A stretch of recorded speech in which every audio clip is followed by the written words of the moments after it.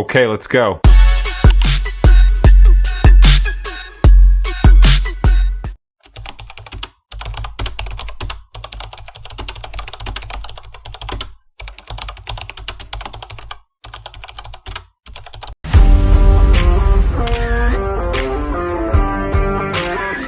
Jadi dimulai dari proses perencanaan, pengusulan, kemudian verifikasi anggaran pusat, kemudian di akhir tahun akan diterbitkan namanya dokumen anggaran.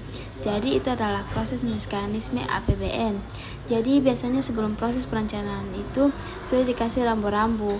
Jadi di bidang A hanya boleh meminta bagian di bidang A, anggarannya sekian, kami membuat usulan uang sekian, itu diposisikan sekian dan membangun sesuatu. Namun biasanya ada template yang sudah disiapkan, itu mekanisme penyusunan anggaran, pembayaran gaji operasional kantor,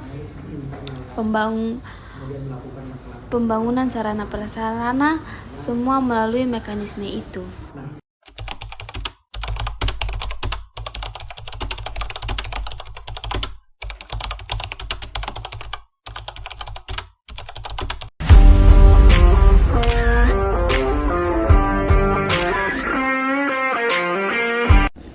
Tantangan penting dalam perencanaan pembangunan itu adalah ego sektoral.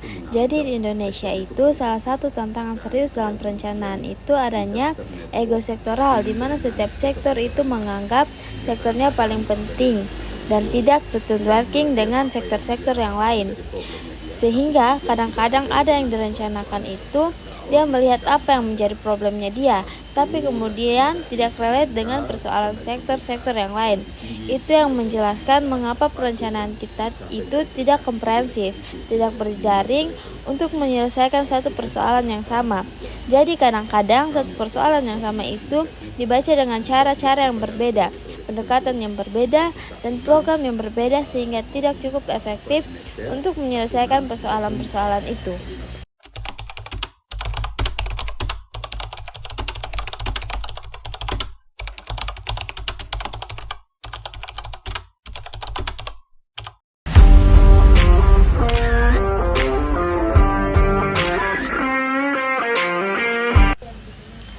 Untuk pembangunan seperti sekretariat, itu mekanismenya kalau secara organisasi kita balik lagi pada AD/ART atau anggaran dasar dan anggaran rumah tangga organisasi itu sendiri. Jadi mekanismenya biasa kami menyerahkan langsung tanggung jawab penuh kepada wilayah atau tingkatan masing-masing pembangunan yang mau dibangun.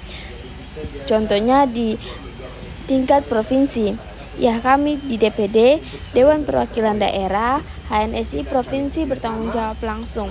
Kalau di DPC, Dewan Pimpinan Cabang itu di tingkat kota atau kabupaten, itu ketua dan anggotanya bertanggung jawab langsung, paling minta izin ke pemerintah untuk dilaporkan, begitupun sampai di tingkat rukun. Jadi ada ranting di tingkat kecamatan, ada rukun nelayan itu di tingkatnya kelurahan atau desa-desa nelayan.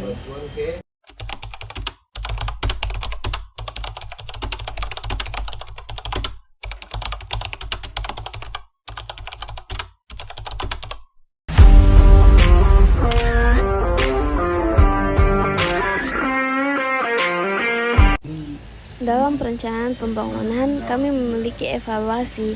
Contohnya, kami ada pembangunan jaringan di desa A. Nanti kami akan evaluasi dampaknya bagi masyarakat itu seperti apa. Yang tadinya mereka susah air, mereka dapat air, terus berdampak pada sisi bisnis kita. Penerimaan meningkat dari sisi pendapatan secara cakupan layanan, masa akses air bersih, target akses air bersih, pemerintah kita mendukung itu. Jadi dampak-dampaknya seperti itu.